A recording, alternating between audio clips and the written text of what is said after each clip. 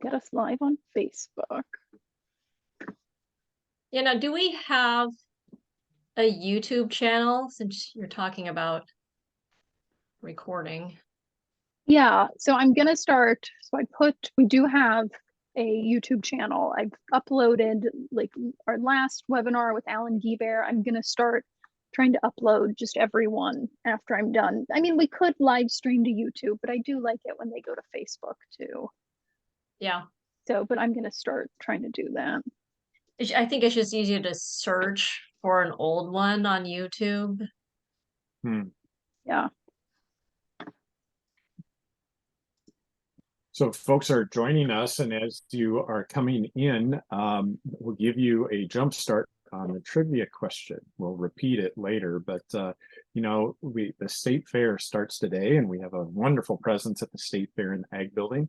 One of the state fair staples is the large animal contests, and the big boar, for instance. The record is over 1,300 pounds. The bull, it's over 3,400 pounds.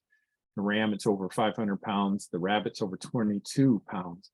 But one of the more least known records is the heaviest pigeon on record at the Iowa State Fair. But give us your best guess. So it looks like I had the chat was not working, but it should work now. So everybody give that trivia question a try.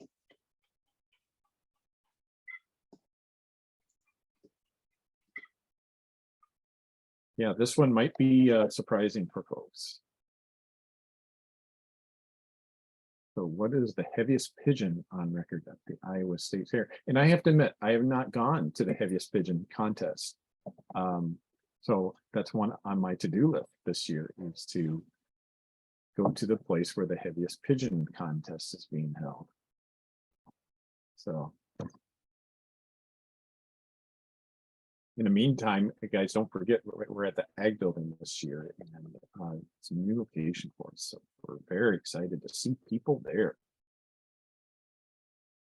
Unfortunately, the heaviest pigeon won't be on display at our booth, but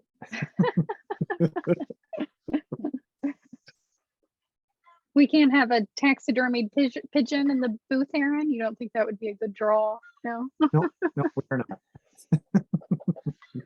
So it is about 12:31. People are slowly joining. If you have a chance, put in the chat where you are joining us from. And if you farm, what you farm. We're always curious to know where everyone is joining us from. So Aaron, everything is ready on my end. We're live streaming on Facebook, and we are also recording. So when you're good, I am too. Well, very good. Well, welcome everyone. This is the Iowa Farmers Union Lunch and Learn, and we are so happy today to be joined by Julia McGuire to talk to us about beekeeping. Thank you for being with us, Julia. Excellent. It's good to be here. Thank you. We're going to give just a couple of Farmers Union announcements, but I will repeat the trivia question for our folks who are just joining us. We are happy to be at the Iowa State Fair this year.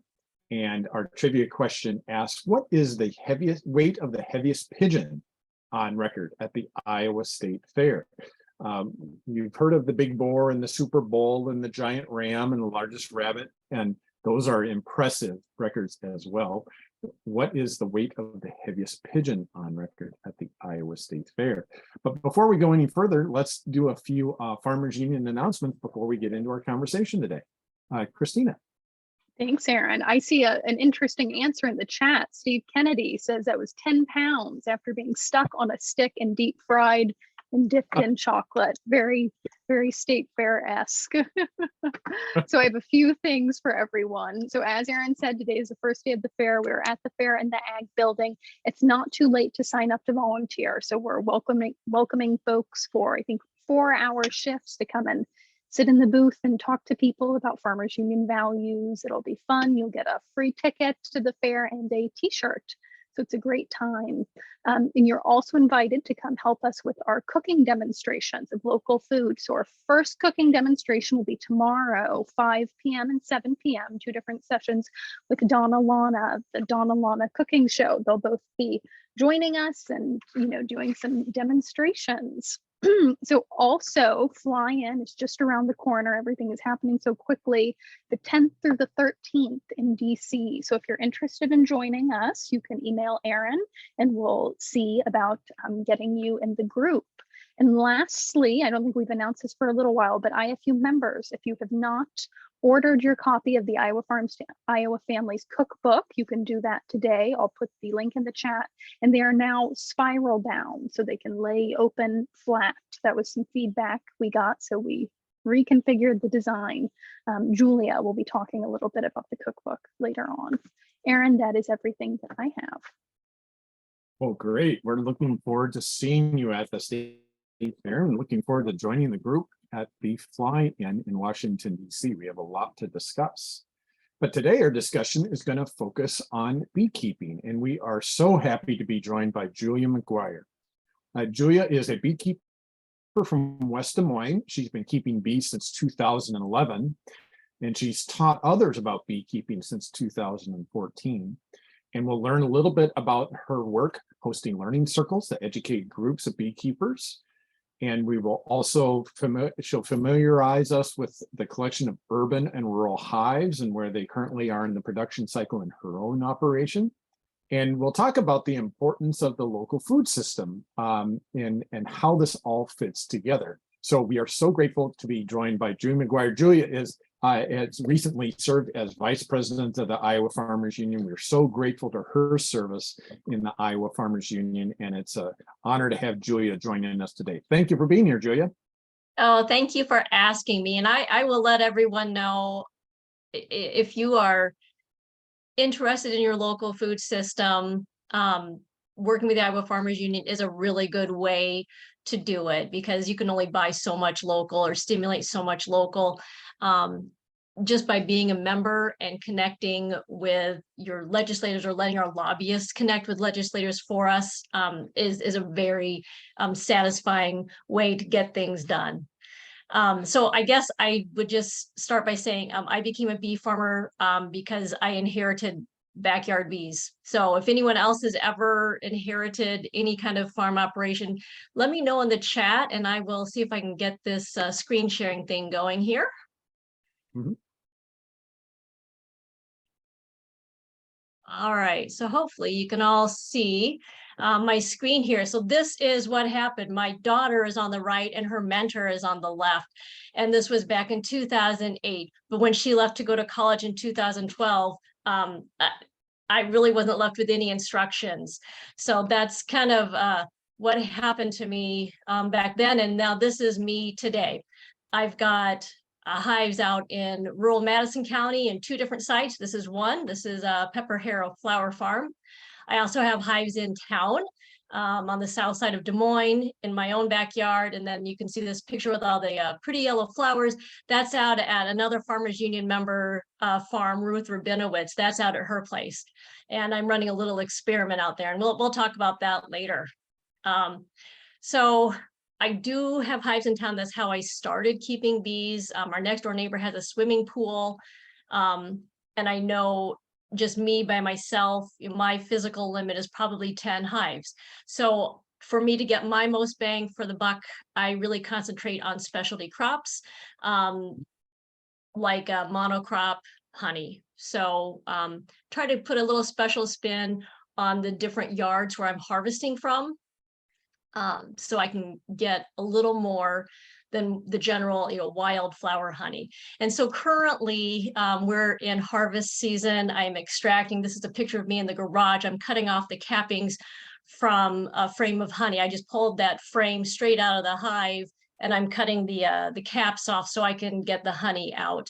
And for the frames that I don't extract, I'll just lay it down on a plate and we can just eat the honey right out of the comb, just like that, straight from the bees, pure. Wow. I also do a lot of teaching.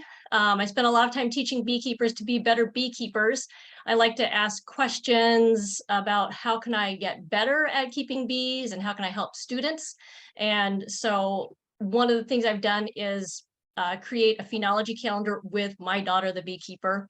That is something that's available on my website, or if you see me, you could probably get one. I also have this little book here that I'm getting ready to put on my website. It's a planner to help you take note of, like you see in the picture, what different things are in flower so that you can maximize those nectar flows. Mm. So this is out at Ruth's again. So my experiment this year is looking at polystyrene hives, comparing them to a wooden hive for winter survivability.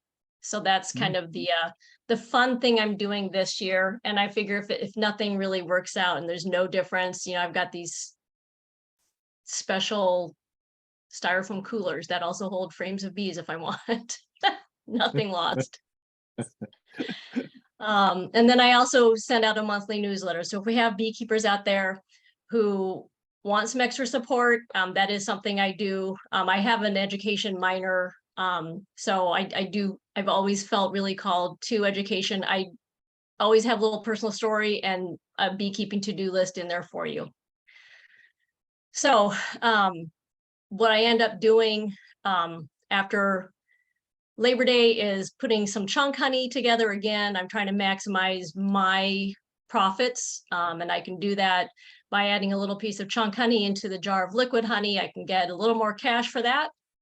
And one of the more interesting things for me is that I really don't do retail business. I wholesale all of my honey. So this is a picture here from Pepper Harrow where I had that one, the first picture of me keeping bees with the suit on. This is their farm stand. So I wholesale the honey from their farm to them and they sell it for me. And then I've got a special project coming up for the honey that I take from Ruth's land.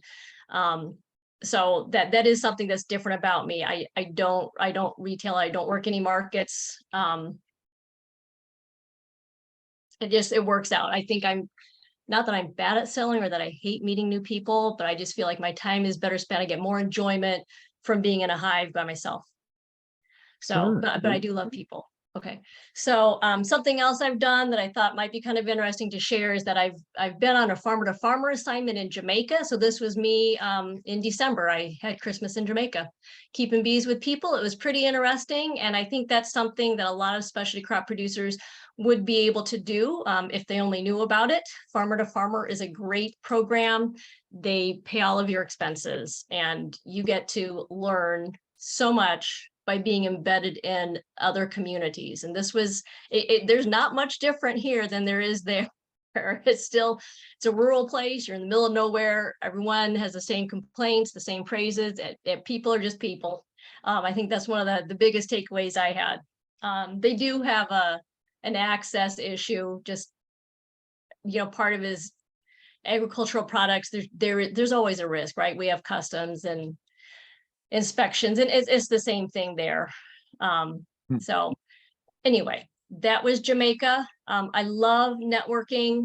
I love getting energy and collaboration with other people. So if you want to get a hold of me, I just thought I'd throw this in quick. This is how you can get a hold of me on Instagram or my website or the Facebook group that I run. That's my local club, but we have people who are not from Des Moines who are members. Very good. All right. And so I thought I'd talk a little bit about the partnership grant, if that would be okay. Sure. So the Iowa Farmers Union is my fiscal agent for a partnership grant that I have. And the partnership grant came from me working with my students. And we were just sitting here thinking like, I wish we could learn how to graft queens. Why are all the grafting classes out of state? And that's how you make larger volumes of queen bees, which are quite expensive. And also thinking, you know, we always get way more phone calls to, can you please get these bees out of my barn? Can you take them out of the shed or my soffit? Why are there so many more calls than there are people to go get them? What can I do to help people be better at just the basics when they're looking inside their beehives? We do beekeeping classes in the winter, but we just disappear. And and just let you go by yourself in the season. And one of my students said, it's like I went to driver's ed, and then 3 months later, here's a car, have fun. And that is kind of what we do. And so, I'm just sitting here thinking, well, what could we do better? And the partnership grant is kind of how I was able to get a solution to all those questions. And basically, I've got partners who would come in from Iowa so that we don't have to travel out of state, and we can get these special classes that we can't get from clubs, and we can do it again pretty cheaply because we're staying in the state. This was in April. This was out at the ISU horticulture research farm. They have teaching hives, and we just tagged along with Randall in the red there and split some hives. That's how we multiply. That's how we increase our numbers. So instead of planting more acres, we get more hives, we get more colonies. And one way to do that is through splits. And that was a fun time. Grafting, one of my original questions was about grafting. Well, Tyler doesn't live very far from where I grew up, and I knew that she did a lot of grafting. She learned from someone here in town, but just in a really small, limited, pretty isolated situation. I'm like, why don't we just open this up to people? And she was agreeable to that. And so you can see on the left-hand side, there's pictures of all those different colored cups. You can see the little white, shiny pools of royal jelly. That's where we will take a teeny tiny little larva and put it in the right way. And then on top of those little white pools of royal jelly in the cup, and then we'll stick those in a beehive. And here's Tyler on the right hand side helping someone, and you can see he's got the little magnifier in the glass and the light so that he can see inside. And that was something I was able to do. Again, people were able to drive there and back in a day. Normally, that's something that we couldn't do. If we went the traditional grafting route, we would spend days at an apprenticeship, or we would have to travel out of state for 3-4 days at a time. And the reality is that's really tough to be away from home for that long. Right. So we did another learning circle. So that's what we're calling these learning sessions during the season. Love this picture of Ben. He's been a friend of mine for a while. We had a family say something back in February about, we really young family wanted to get these bees out of the barn. Ben and I figured out how to get 12 people out there, and we cut the siding away. You can see Stephanie there on the right. She's trying to figure out okay, which piece am I taking out next? So we removed the bees, we removed the wood, figure out where the nest was, removed the bees, cleaned it all up, let everybody take their time. Whatever questions they had, because again, it's new to a lot of people, but hopefully, they're all going home with a skill to help people in their communities who need to have bees removed from a structure. Absolutely. We are going to be doing storytelling with our own Beth Hoffman. She's going to be working with us in November up in Ames. And then the other thing we do, in addition to getting together in person, is I'm offering online learning circles. This one is coming up in August, later this month. That funny looking thing on the left is a beehive. It's not a traditional looking beehive, but people keep bees like this. I'm told a lot in Africa when I had bees at Global Greens for Lutheran Services in Iowa. A lot of people from all around the globe, and they would tell me about these. I don't know anything about them, but there are people here in Iowa who can share with us, and maybe, the decision might be we were talking about adaptive technologies before we started the call. This might be a really good option for someone with mobility issues, or if, you have back issues, or maybe you can't lift very heavy loads, maybe that hive is a good option for you. And so we're going to find out about that later this month. Let's see, what else do I have? I don't know if I have anything else. That might be all I have. But I'm really open. I love talking about bees. So tell me if you have any more questions. I'm going to stop sharing. Let me know if you have any other questions.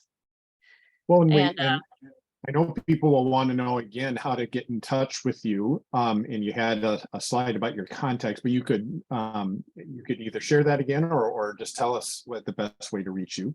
But we'll want to make sure people get that. And I see that in our chat, we have your website. That might be one of the best ways too. Yep, and sending me a direct message through Instagram is another really good way. I do have a contact form on my website, and it lists all of the different things that I've talked about today. Those are all listed on my website. If you went to the Facebook group, that's going to be for general beekeeping support. We've got over, well, I guess according to this thing, I took it last night, that screenshot, 1.7 thousand members. So a lot of people, a lot of opinions. You know, the saying is, if you ask 10 beekeepers a question, you'll get at least 11 answers. So there you go. Well, very good. So we do have a couple questions that are coming in, and remind us what is the purpose of grafting for folks who don't know about grafting. Give us a summary of that.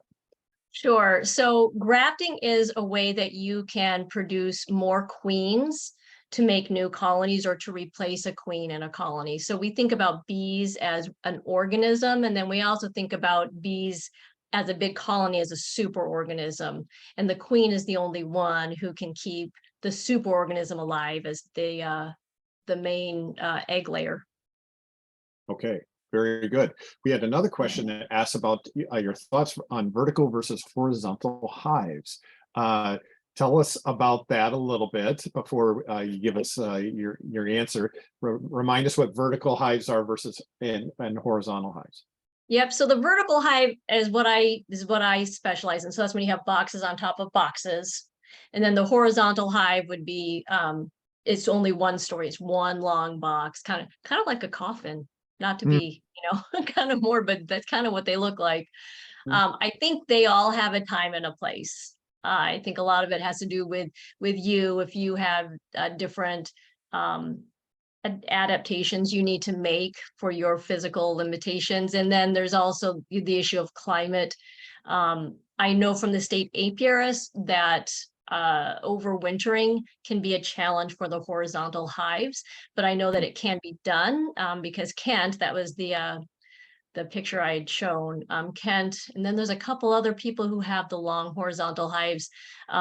They have been successful in overwintering. And so that's why I invited people in, because I don't know everything there is to know about bees. I don't know if I ever will, but I know other people who could help me. And if I made arrangements for them, they could share their talent, their knowledge, and I can help connect them with the people. So, and that again, thanks to the Farmers Union for helping me with that partnership grant.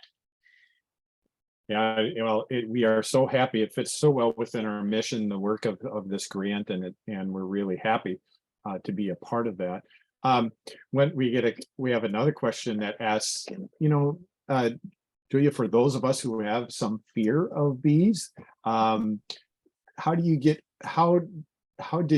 over it? How do people get over it in a normal course of working with bees on a regular basis? Yeah, so I don't know if I've ever been afraid of bees. So I think that's yeah. I mean, even after I got stung, so I don't know if it's exposure therapy. I don't know. I like to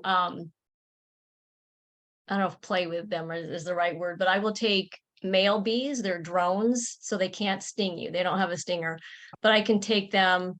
I can refrigerate them or cool them and then take them out for people to play, like to play with, to kind of help you get used to having a bee.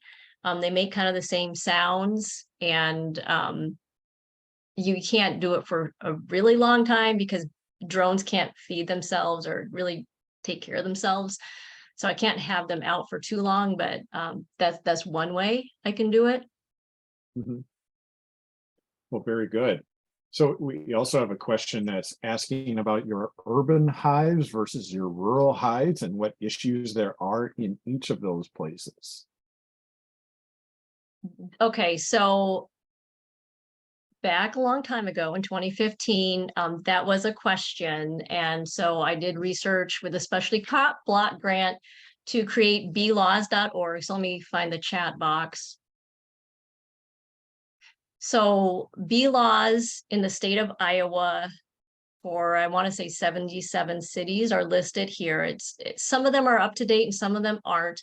Now that we've had COVID, I think it's going to be a lot faster for me to go through and update all of those because everybody's online now. They didn't used to be. They used to just Right. have like, here's my binder and I'm going to look it up for you. That's what it used to be when I started the website.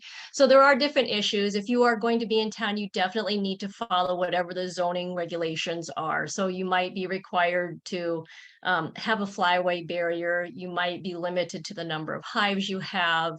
And a hive is a stack. It doesn't matter how high the stack is, how many boxes are there, that's still one hive. So I would say for urban, it's pretty controlled by the local government, but there is one general rule that I would say applies to you, and that is have good neighborhood relationships, especially if you're like me and your next door neighbor has a swimming pool, because every Memorial Day they will blow the antifreeze out of their pipes and the bees are going to love it. So you need to just go talk to them, and you maybe don't have that issue. Where I grew up, it really didn't matter because my neighbors were not that close. But I think generally that or if you have a pool yourself, regardless of where you live, that's just something to think about. I don't know if there's anything other than that that's really different. I mean, you still take care of the bees the same way. You just have to be mindful of where they're located on the property. That's really the only difference that I have noticed.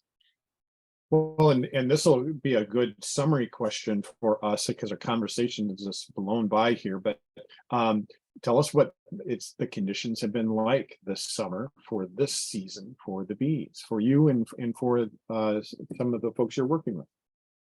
Yeah, that's a really good question. So I like to meet every month with our online learning circles with asking, what's the phenology like? How are things blooming?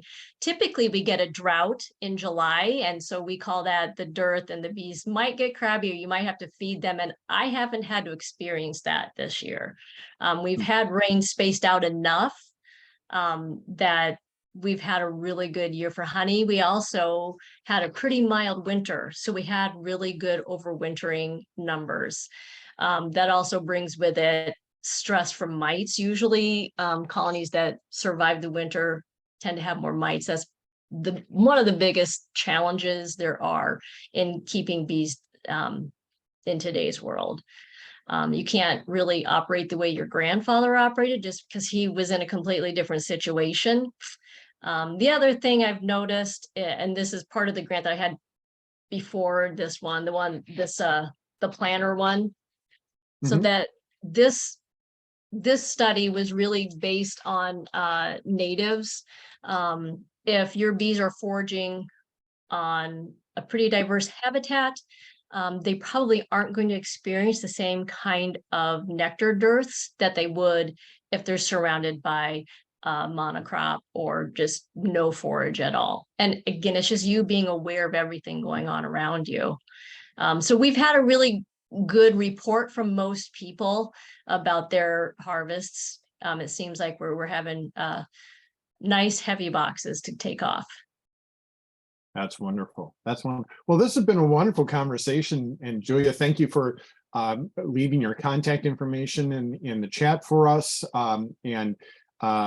We'll know that this conversation is going to pick up as the season progresses. And we're so glad that you could share with us the fantastic work we're doing, and that the Farmers Union has been fortunate enough to partnership with you on. So thank you so much. Yeah, much appreciation from me also. It's been good to see everybody. It's good seeing you, Julia. Thank you so much again. This has been the Iowa Farmers Union Lunch and Learn series, and this is an ongoing effort by the Iowa Farmers Union to talk about sustainable agriculture, about family farming, and about vibrant rural communities. And we do this because our General Farm Organization has been around for 100 years, focused on those issues. And we know that we are best when we're working together. So if you are a member, thank you for being an Iowa Farmers Union member. And if you haven't had a chance to join, please do so today. We have a wonderful set of activities that are taking place this year. And we are bringing that message to our policymakers in Washington in September. Your support means so much to us. So if you haven't had a chance to join the Iowa Farmers Union, please do so today. I also wanted just to say our trivia question answer. You know, the state fair is going on now, and we have a lot of Farmers Union things going on at the state fair.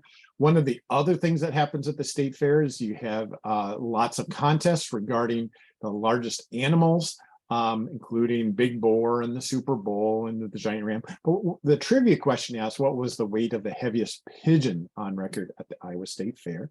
And the answer to that is 2 pounds, 7 ounces, the heaviest pigeon on record at the Iowa State Fair. So with that, we are going to close the day, and we'll look forward to seeing you at our next Lunch and Learn taking place next Thursday. So it's good to be with you. Thank you so much, Julia, again. Thank you, Christina. And we will look forward to seeing you next week. Have a good day, everybody. Thanks, everyone.